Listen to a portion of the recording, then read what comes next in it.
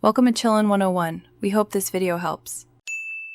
You begin by signing into your Epic Games account in a browser. Do this first because account linking is managed on Epic's website. Once signed in, make sure two-factor authentication is enabled, since Epic requires it for key actions. You should verify which platform account, PlayStation, Xbox, Switch, or PC storefront will be the primary holder of purchases and progress. Do this now, because linking choices are often irreversible. It prevents accidental loss of cosmetics or ownership later. Next, go to Account Settings, then Connections, and choose Platforms. This is where you connect your console or third-party accounts.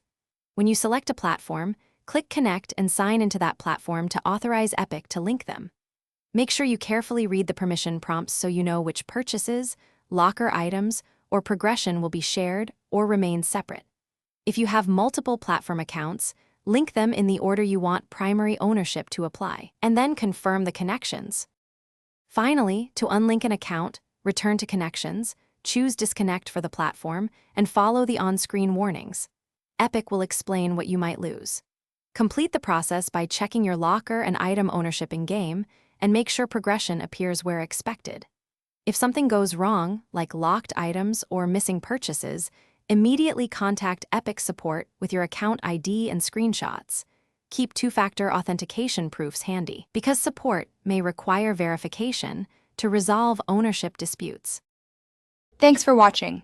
Consider subscribing if we helped you.